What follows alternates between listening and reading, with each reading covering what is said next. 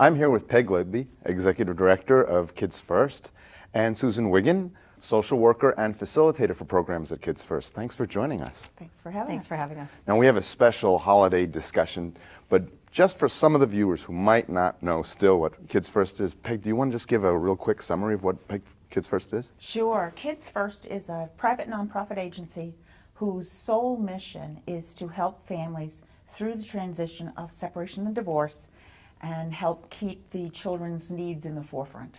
Okay. Yeah, we've often on Community Update announced programs for Kids First, so you have a lot of them. But this time of year can be kind of tricky because the holidays are coming up, people go off with their families, people who are in families with divorce and separation have different options. Can you offer some advice? I think the first thing that families need to remember is that this is going to be tough. And I think just acknowledging that this is going to be tough is an important thing to do. But I also think that the holiday tradition can be a really nice thing to share with your children. But there are some things that will change, obviously. A lot of the traditions that you had originally aren't going to be around anymore, and there's some sadness around that. But I also think creating new traditions is a really good idea. Absolutely. It's hard because we do get all so caught up in the happiness of the holidays and the joyfulness of the holidays. And for folks, I think particularly early on where this is the first holiday that they're experiencing a separation, a divorce, or their first holiday season without their children particularly, this can be a very, very grief-stricken time and a time to try and figure out how to put one foot in front of the other for the grown-ups, while at the same time most parents are trying to really put a good game face on for their kids, even though they may feel like they're really not doing well. So that's one of the things that I think about, and the folks that I work with, I'm really helping them plan on, if you don't have your kids, how are you going to handle it? What are you going to do? And it might not be even a holiday celebration, but are you going to see a friend? Are you going to see a movie? Are you going to do something to take care of yourself so that it can be at least a peaceful time, if at all possible? Right, and I think the other thing that parents need to realize is they probably, certainly are going to miss their children if they're with the other parent, say at Christmas morning.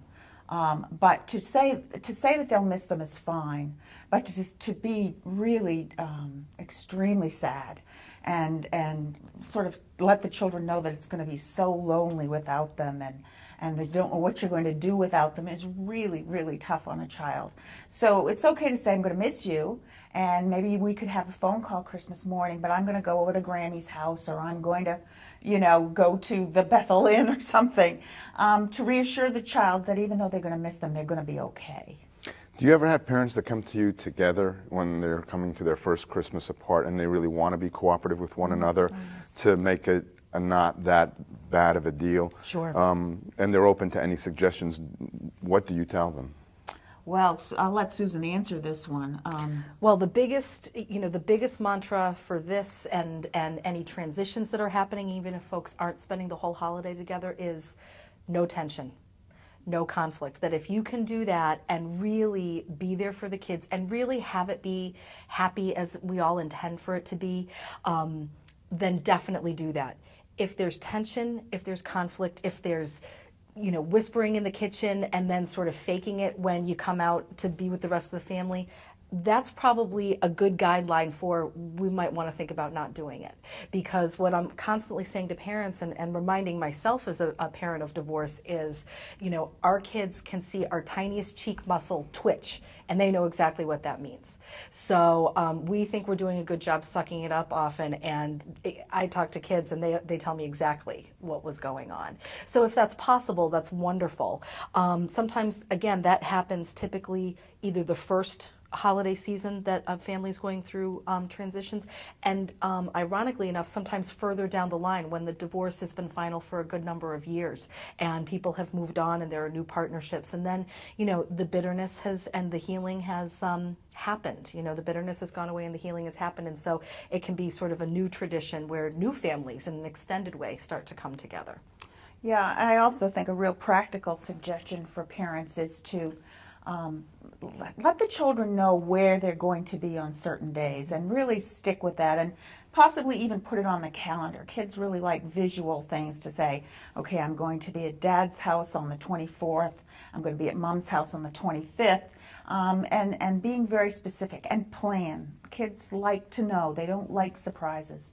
And don't use the holidays to tell children that you're divorcing or separating, or to tell them that you're moving. Oh, you know, yeah. it's not a time for bad news. It's not a time for surprises, really, Right.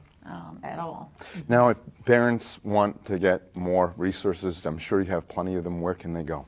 Well, the center is located at 222 St. John Street in Suite 101, and they are welcome to come between 8 and 4 any weekday.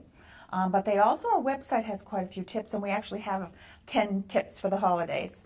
And the website is kidsfirstcenter.org, or they can give us a call at 207-761-2709.